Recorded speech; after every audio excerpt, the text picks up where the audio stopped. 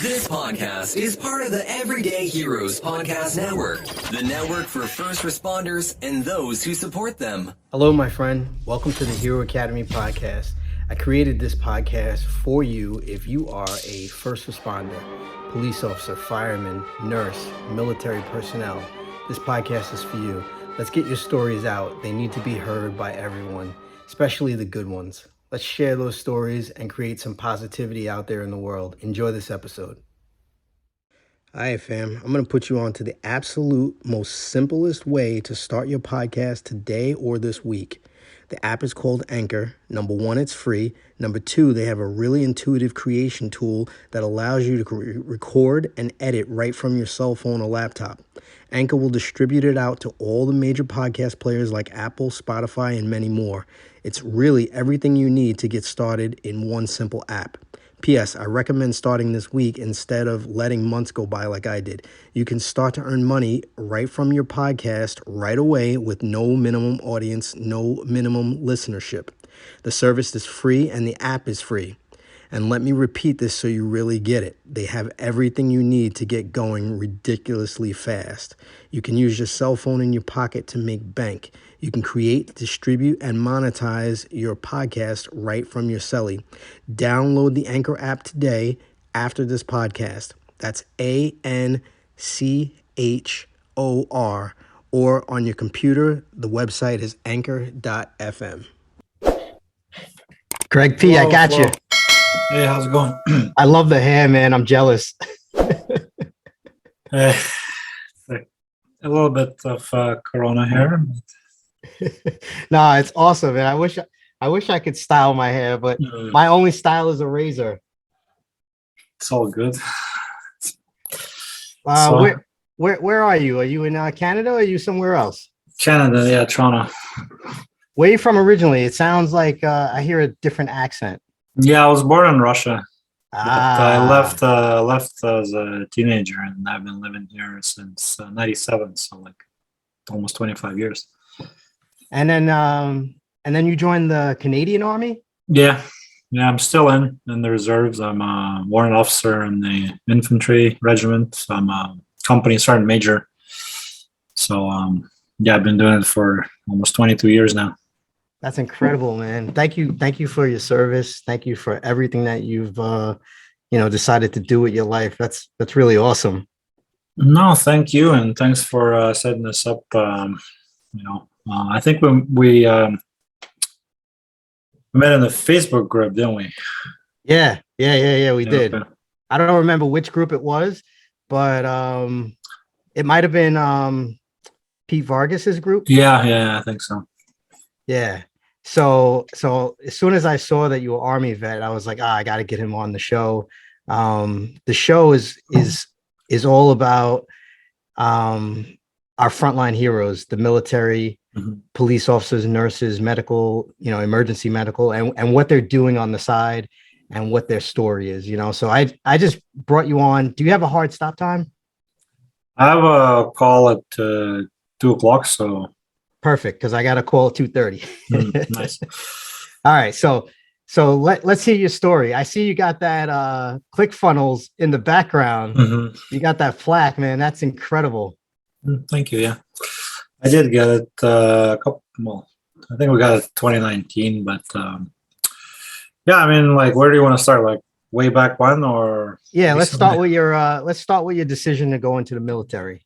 Okay. Well, it was 2000, but the decision actually happened earlier because, so, as I said earlier, my family came over in the end of '97. I basically went through local high school, and at the time they were offering a co-op program. So you would spend a semester with the military and get high school credits. And I thought it was cool, and put my name in, me and my buddy. I met a couple of people. I didn't know many people really, so we just put our names in, and then it was probably '98, and then in 2000 I get a call from the military. He said, "Hey, do you want to attend this orientation session?" I'm like, "Sure." And I thought this was the call from that paperwork we dropped off. No, that paperwork got lost. I don't know who lost at the school of the military, but essentially my buddy that I was with in the year 2000, he was strolling through a mall and there was a recruiting booth. So he didn't want to sign up himself, but he signed me up. Such a nice friend. So yeah, basically they gave me a call. I showed up. They had like the nice demo. They had like the machine gun set up on a tripod. They had like the 84 millimeter recoilless rifle that let us go down into the small arms simulator and shoot, the service weapons on a simulator trainer. So it was like, oh my god, this is so cool, and basically just signed up right there and sign me up, I'm in. Yeah, that was it. So I did the basic training, basic infantry training that summer, and then I started university and continued serving as a reservist. Went through joined the unit rifle team, so I competed nationally for the small arms competition here for my brigade. And then I did my para course. Then they sent me in the junior leadership course to become like a squad leader. And then I spent about a year after graduating university in the Royal Canadian Regiment infantry school as an instructor. So taught a couple of courses there, and then basically had a finance degree. So I actually found a finance job back in Toronto.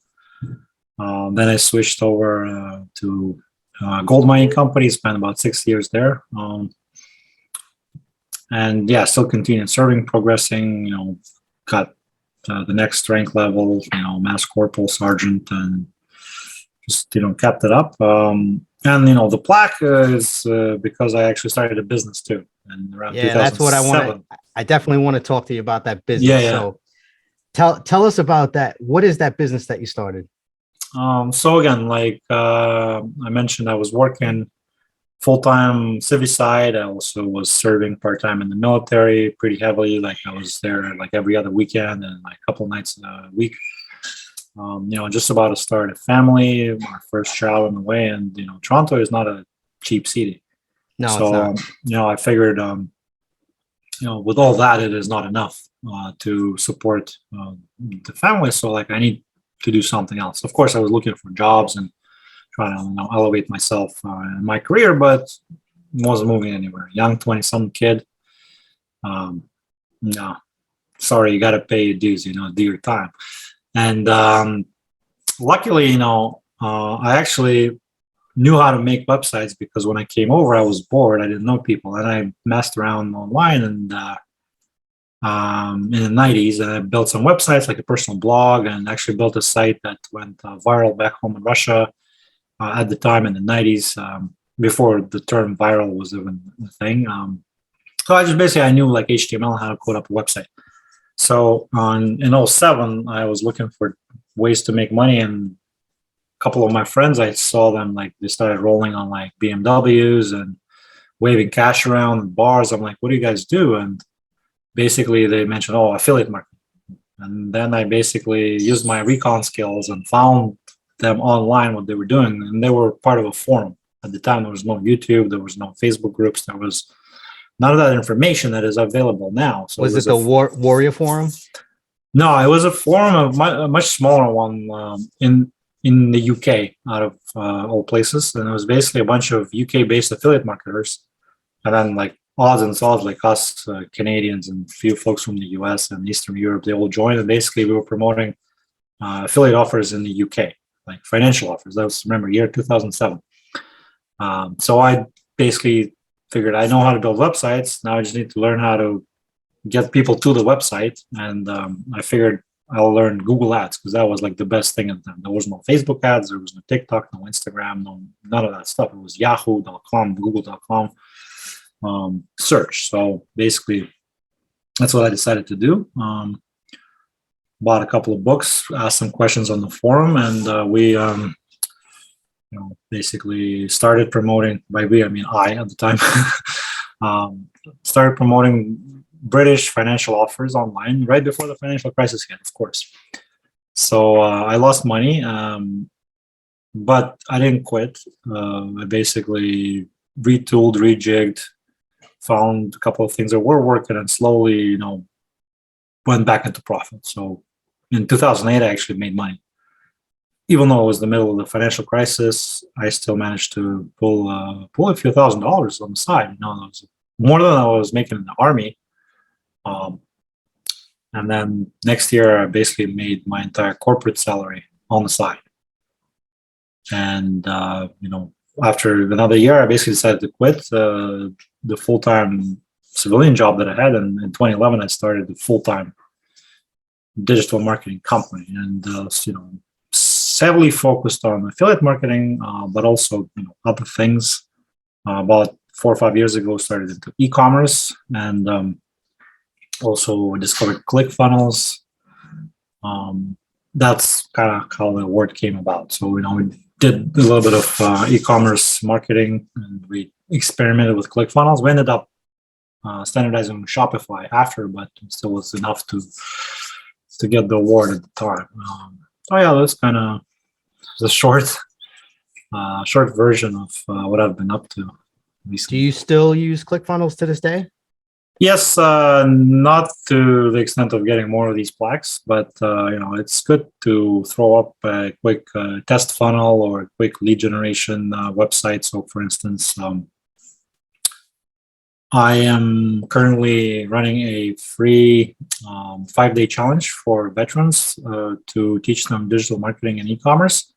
Right now, focusing on Canadian veterans, and I made a page in ClickFunnels in 3 hours because the contractor that was supposed to do the website for it was not able to do it on time. And so Saturday morning, I woke up, said, what?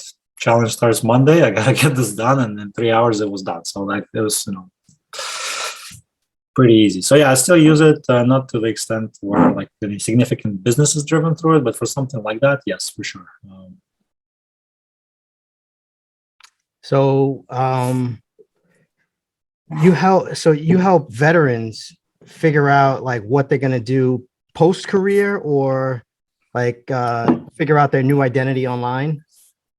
So this is like a relatively brand new thing that I just felt compelled to do for about 3 years or so. So, obviously at first I was just focused on, let's set my family up, and then let's make sure we, get some financial security, and then let's grow the business. Let's figure this out. Let's figure that out. And around 2018, I went to San Diego. There was a conference led by Mark Cuban and his foundation. It's called Clever Talks. I don't know if you heard about it. Nope. So it was basically all veteran entrepreneurs and all American military. I was the only Canadian there, but they made me feel so welcome as a allied soldier. I was like, oh my God, this is like, I'm talking to Jocko Willink. I'm like, shaking hands with him, and to Ted Davin, 511 Tactical, and like Evan Schaffer from Black Rifle Coffee, like, the who's who. And they're like, hey man, like, and it was very small and intimate. So it was like such an amazing feeling. And I felt compelled to kind of, give back in a way. And I started just kind of carrying this idea around, and you don't really do much with it because, again, business up, down, all around, and I just finally said, screw it. I just gotta do it no matter what. So I basically put together a Facebook group, started inviting people I know, started writing some ads, posting in groups, and just did 5 days of training, just me talking on camera about some of the basic lessons that I learned, and the business models that I know that worked for me in the online world. And then I'm doing a more in-depth session on e-com next week. So it's just like a kind of a passion project, if you will. So who is it for? To answer your question again, I think it's for anyone either like currently serving and you want to start a side hustle, because I know a couple of people who are doing exactly that. They're still actively serving,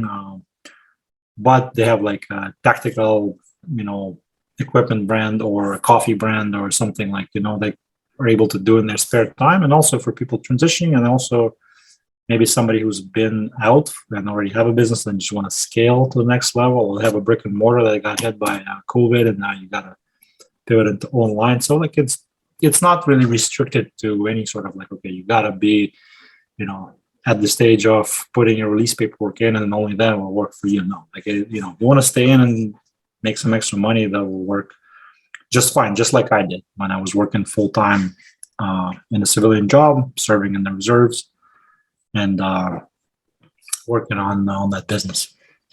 Craig, if you know of any military guys that have side hustles and they're doing well and they have great stories, I definitely like to interview them for the show.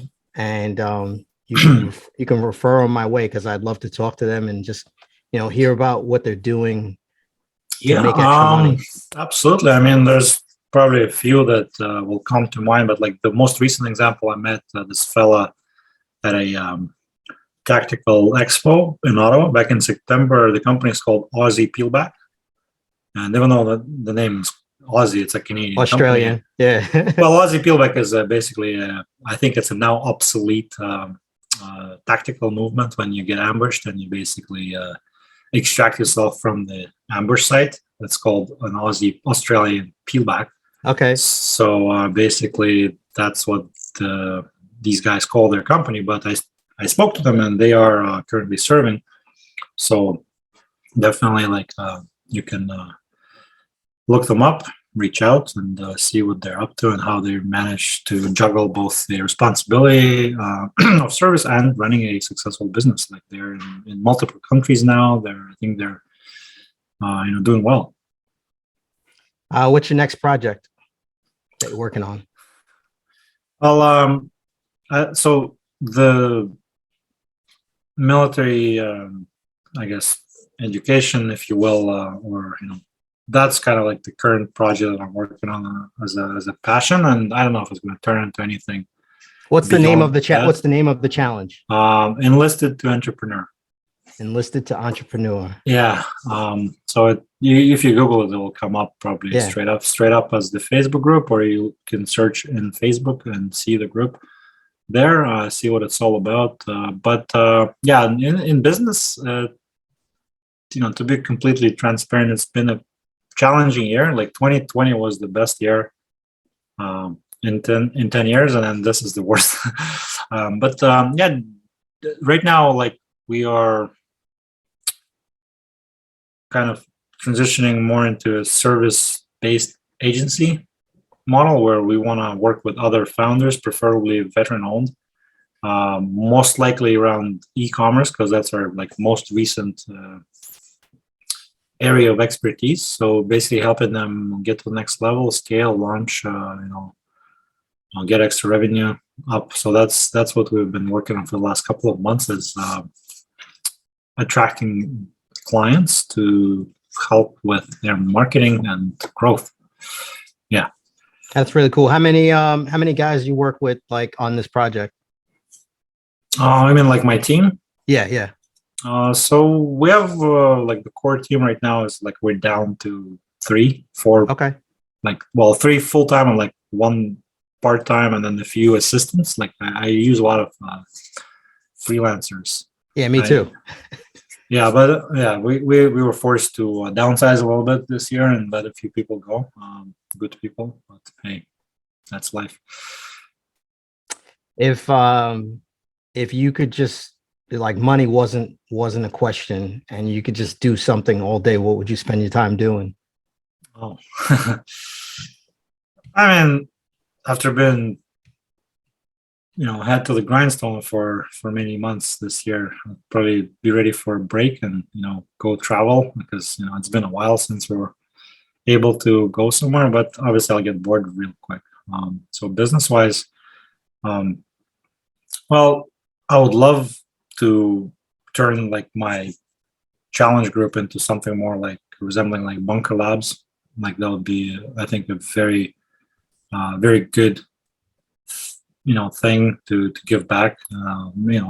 You have like Bunker Labs, Vet to CEO, a few other initiatives in the US. In Canada, we don't have as many, so it'd be, I think, amazing to grow like an incubator for vetpreneurs with online digital, I guess, focus, and that would be pretty awesome. Other than that,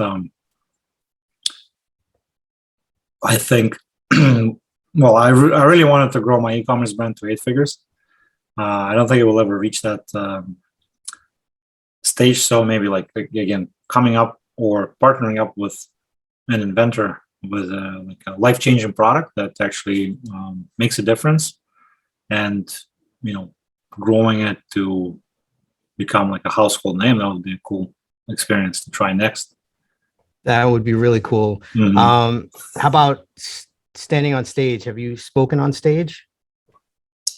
Um, Actually, good question, because yes, I guess in a way there's that thought of being being on stage, but not for the point of being on stage. But I guess going back to Pete Vargas's group, and he's all about stages. So I think would definitely be like nice. I don't see myself as a full-time kind of professional stage speaker as a profession, but once in a while being invited to share what I know,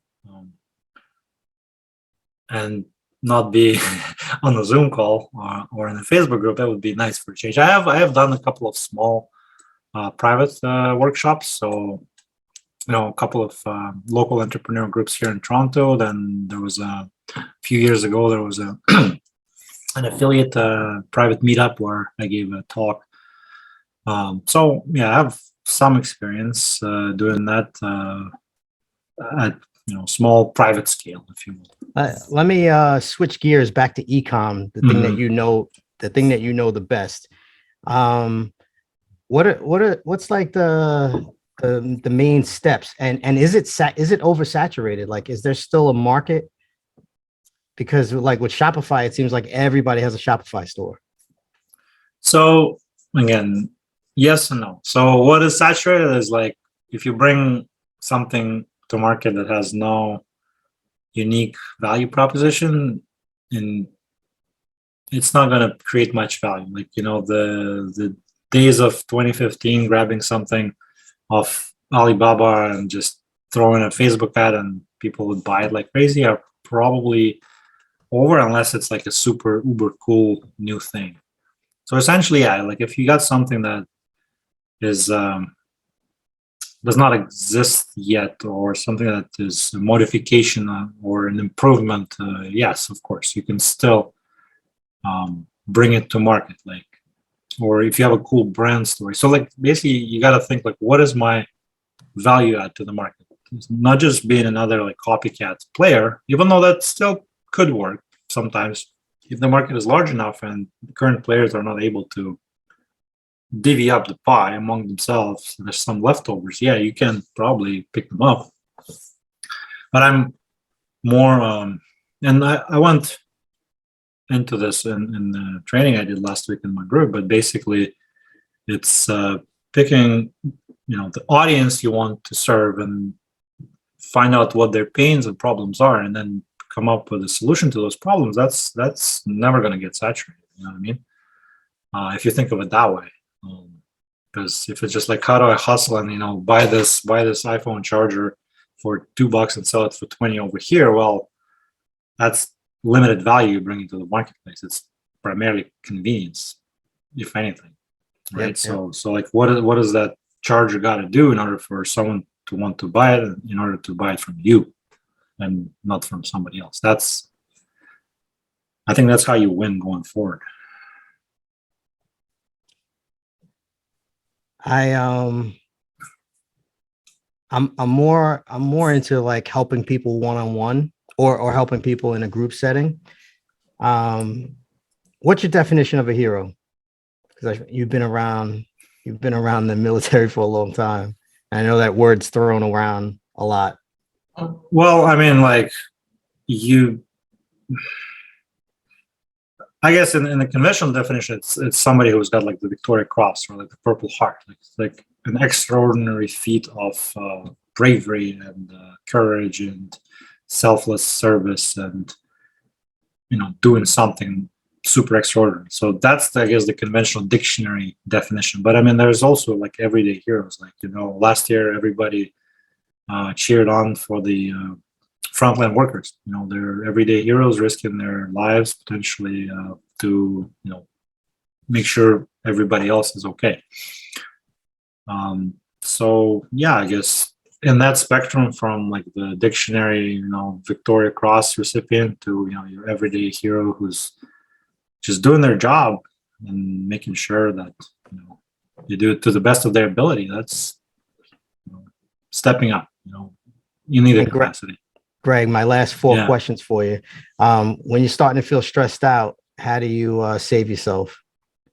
Yeah, it's been stressful. Let me say, but so what I've been doing, and I've been doing it for a few years, and probably helped soften the impact. But so I've been, of course, maintaining, physical fitness, fighting fit.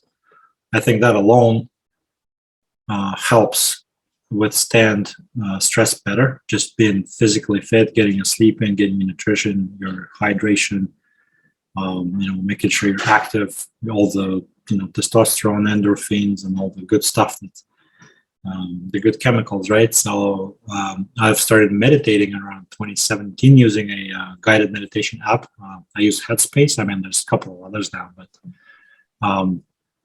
just 5-10 minutes a day.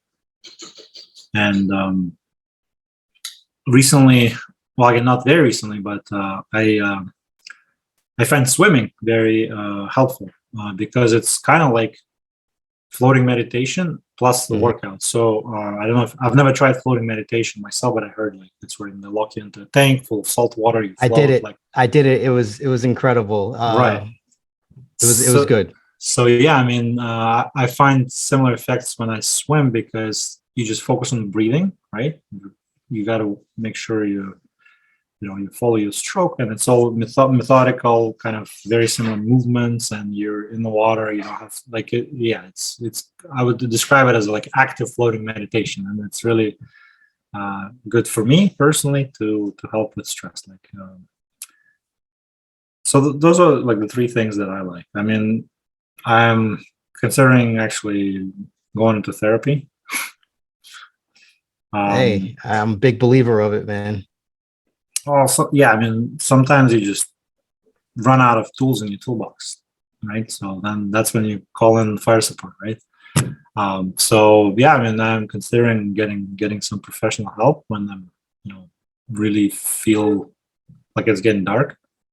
But yeah, I mean, between those 3 or 4 things, I think that's good. That's good. Do you consider yourself a coach? Not currently. I mean, I am, I guess, a coach in Teacher a way to my children, to teacher, my team. But I used to enjoy being an instructor in the military.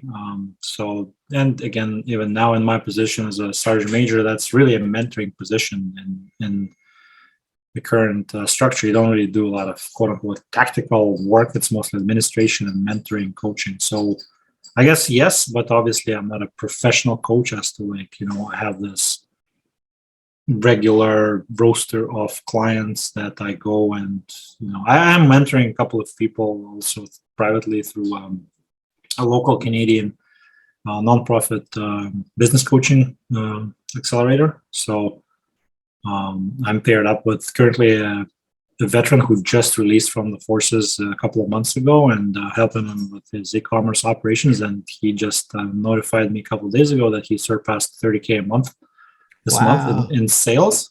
Obviously, it's Black Friday helped and Q4, but definitely warms my heart. So what's your greatest strength? What's your ability? I mean, you come to me at kind of a downswing, so probably would have a very different answer for you last year. But I think it's like self-learning, because like everything I know, I've learned by myself. And I remember it was when I was interviewing for jobs, like 11, 12 years ago. Like the person looked at my resume and said, like, what you're applying for and what you're doing currently, you didn't learn it in school. Like, so how did you learn it? Like, that was an interview question, and I had to say, well, I basically took an interest in it and figured out how to learn it and who to learn from. And I think that's important, to be a constant learner, especially now when everything is changing so quickly, so fast. There's this statistic how most people never read a book after they graduate either college or high school. And I think that's a tragedy because you just become stagnant, and it's so exciting to learn from other people who've done something. It's one of the cheat codes of life. Yeah, so I think I'm good at just self-learning and figuring stuff out. My last question for you, just for fun, if you had a comic superpower, what would it be?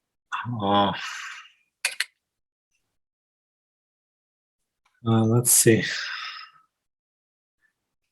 Probably time travel would be cool, I think.